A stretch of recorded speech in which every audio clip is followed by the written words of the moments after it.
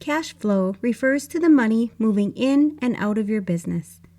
When you have a positive cash flow, it simply means that you have enough money to manage the payments of any money that goes out of your business. If you have more money coming into your business than going out, you will have obtained a positive cash flow. Many business owners think the only way they can increase their cash flow is to increase their sales or increase their net income. This statement is partially true. You will increase your cash flow if you see additional sales. But what if you could increase your cash flow without adding any additional sales? If you're experiencing a tight cash flow, or maybe even a negative cash flow, there are things you can do in your business right now to help give your cash flow a boost without increasing your sales. I understand there may be times in your business when you really rely on having enough cash flow to get by, and I know this past year has been hard for a number of small business owners. If you're using a computerized software solution such as QuickBooks, you can easily generate a cash flow statement to see exactly where your business stands. Today, I'm going to talk about one simple tip you can do to help increase your cash flow, whether you're just starting your small business, you're a solopreneur, entrepreneur, small business owner, virtual online bookkeeper, or virtual assistant. Your cash flow will be a huge contributor to making sure your business will survive. So listen in and make sure you follow this one simple tip. You're listening to the Mastering Your Small Business Finances podcast, where we get straight to the point on topics that ultimately affect your bottom line. That's right, as an entrepreneur with a small business, money management, growth, marketing, they all affect your bottom line. I'm your host, Chris Ponick. I'm a certified public accountant, and I've been helping small business owners like you navigate and easily understand these complicated topics for over 25 years. I'm a wife, a mom, a grandmother, and a small business owner myself, so I know your time is valuable. In my free time, I make the best sugar cookies and have mastered an amazing chocolate chip cookie recipe. And that's not just my opinion. You're in the right place. I promise your time will be well spent here. Each week you'll gain confidence and clarity while making a successful impact on your business and grow your bottom line. Get comfy, grab a cookie, and let's get straight to the point with this week's episode.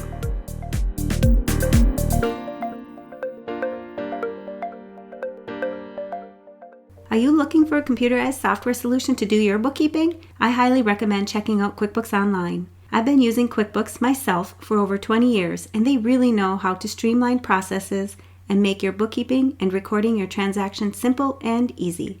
QuickBooks is one of the top software solutions used by small business owners, and I would say that over 95% of my clients are currently using QuickBooks for their businesses. One of the features most of my clients and I take advantage of is the option to set up bank feeds. You simply link your bank account to your QuickBooks account, and QuickBooks will automatically import each transaction into your QuickBooks file. You'll save a ton of time not having to manually enter each of these transactions. You simply review each of the transactions and make sure they're getting recorded to the appropriate account, and then click one button and they're in. Want to know more? Head over to financialadventure.com/QuickBooks and learn how you can save 50% off of your first 3 months. Welcome back. You've heard the term cash is king, right? Well, today I'm talking about cash flow in your small business and just how important it is to make sure you maintain a positive cash flow. Positive cash flow is when you have more money coming into your business than is going out of your business. If you find your business running into a negative cash flow, you will soon find you're struggling to make ends meet and you won't have the funds to make payments that are due. You obviously want to find out what is causing your negative cash flow, and you may need to inject personal funds to continue to operate or even take out a loan or a line of credit. These are all things you, as a small business owner, hope you never need to do. So what can you do to make sure you don't get to this point? One of the quickest ways to increase your cash flow is to look at your accounts receivable. Your accounts receivable list will show you each of your customers who still owe you money. If you're looking at an accounts receivable aging summary, not only will it show you how much each of your customers owes you, but it will also show you how past due each of their payments are. Staying on top of your accounts receivable listing will not only help your cash flow, but when you find a customer who is extremely past due on paying an invoice, it gets harder and harder to collect these funds from them. Having a strict collections process in place so that you know exactly what you need to do if you have a customer that falls behind in their payments will be crucial. Make sure you're being proactive and send reminders when your customers' due dates are approaching, and whenever a customer has a past due balance, send out collection letters as soon as possible. And don't be afraid to charge late fees for past due balances, but be upfront with them about these fees. Having late fees may actually help you get your payments faster, and you need to consider what this late payment is doing to your business. You may be able to use these late fees as a bargaining tool as well. When you tell them you'll write off the late fees if they pay by a specific time. Another thought here is if you have a customer who has an outstanding balance or even a reputation for paying late, you might want to require them to pay up front. Why bother with payment terms if you know they're not going to abide by them anyway? Make sure you're sending out your invoices right away. You know you won't get paid until your customer receives their invoice. By sending out your invoices right away, you'll speed up this process. If you don't send your invoices out for a couple of weeks, that will mean that you will need to wait a couple of weeks to receive those funds. By being prompt in invoicing on a regular basis, you're starting the clock for any terms that you may be offering to your customers. I know as a business owner, you are busy, and you may be putting invoicing your customers off for weeks or even months. But I would recommend you take a deep look at your schedule and find some time to invoice your customers at least on a weekly basis. Not only will you start getting paid sooner, but your invoicing process will be much smoother, and the time that you spend invoicing each week will actually be much shorter than if you put all of your invoicing off for weeks. If you absolutely know that you're unable to do your invoicing on a timely and consistent basis, you might want to look into hiring a bookkeeper to help you with this. When you are invoicing your customers, you may want to analyze your payment terms and make sure that they are working for your business. If you're offering terms of net payment in 30 days and you know that you're falling short on your cash flow, maybe it's time to change your payment terms. If the net payment in 30 days doesn't seem to work, you could shorten it to net payment in 20 days to help you with your cash flow with these additional 10 days. You could even offer discounts for early payments. Rather than having your customers wait until the due date to make their payments, you could offer a discount if they pay earlier. This could be a win-win for both you and your customer, especially if your customer isn't having any cash flow issues and they want to take advantage of the early payment discount. You would need to decide how much of a discount you would offer as well as the timing on the early payment. A popular early payment discount would be a 2% discount if paid in 10 days. If you currently don't offer credit card payments or even ACH payments, you could offer these payment types to help expedite your payments. By offering credit card payments or ACH payments, you may find it easier for customers to pay. They don't need to handwrite a check, get an envelope ready, and send the payment in the mail. It's quick and easy, but do take into consideration the processing fees and adjust your pricing if necessary. Rather than even getting into the invoicing game, you could require all your customers to pay up front. This is getting to be more and more common, and customers don't even seem to mind. By doing this, the customer pays right when they place their order. If you do need to invoice the customer, the payment terms are due upon receipt. This means that as soon as your customer receives their invoice, payment is due. When you offer these payment terms, you really want to make sure that you're on top of your invoicing for your customers. Again, if you wait to send an invoice to a customer for 1 month and they pay as soon as they get their invoice, they're paying the invoice as soon as they get it, but it still has been about 30 days since they originally made their purchase. One last thing, many business owners think their profits are equal to their cash flow, and this is a big misconception.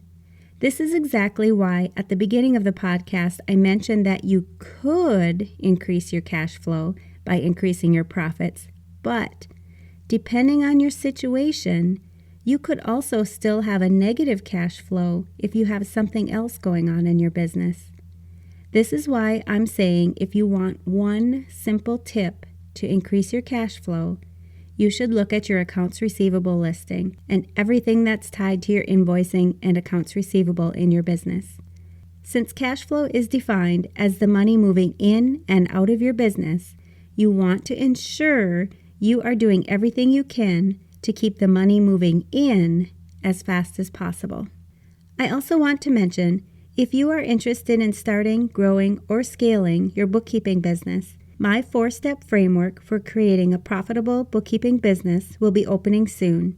In 3 months or less, you will gain the confidence, skills, and knowledge to create a profitable bookkeeping business without feeling alone, overwhelmed, or confused about your next steps.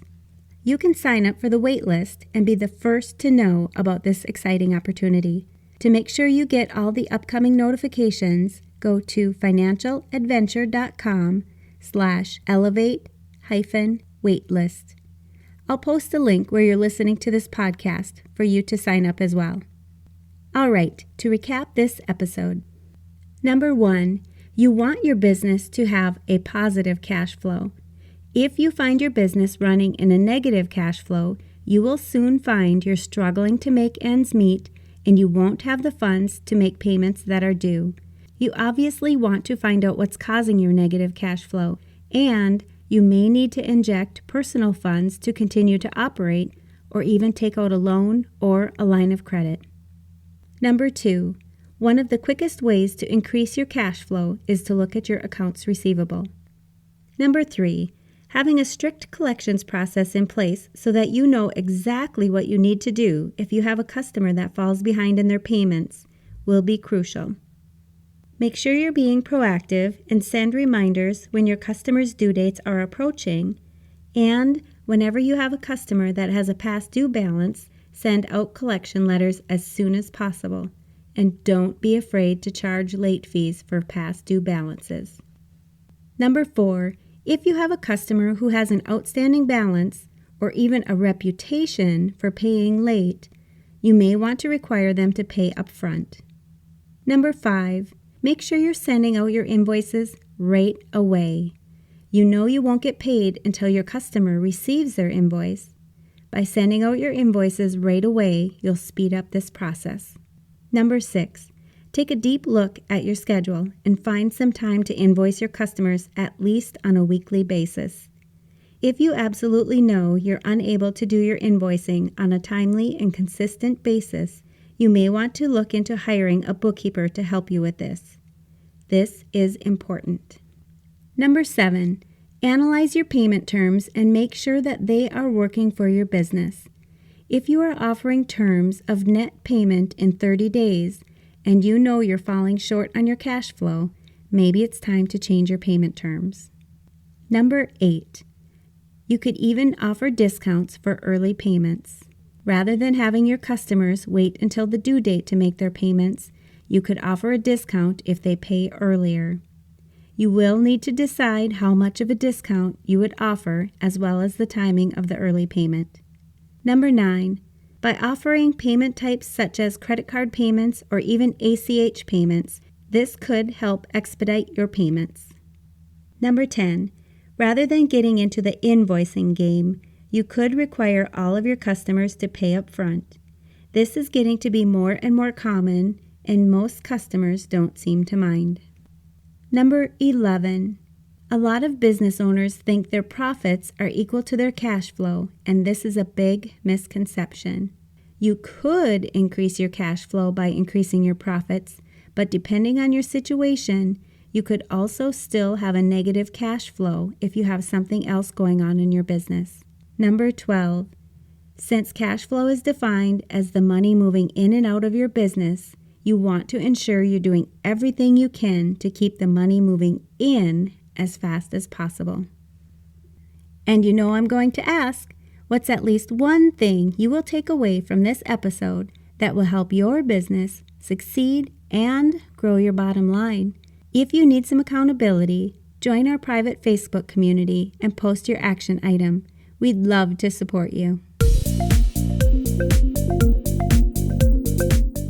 Thanks for taking the time to tune into this episode of Mastering Your Small Business Finances. If you enjoyed this episode as much as I enjoyed creating it for you, I'd love for you to give it a 5-star rating and subscribe to the show so you never miss an episode. Visit financialadventure.com for the show notes, links from this episode, and while you're there, leave a comment if you have a topic you're interested in learning more about that affects your bottom line. If you're looking for a community where you can ask questions and get feedback about your small business, join my private Facebook group. You can find the links to this group and more on financialadventure.com. And remember, any financial information shared on this podcast is not to be considered professional, financial, or tax advice and should not be solely relied upon. Please consult your CPA or tax advisor for an opinion on your specific circumstances. I'm looking forward to having you tune in next time. Until then, dream big, follow your heart, and love what you do.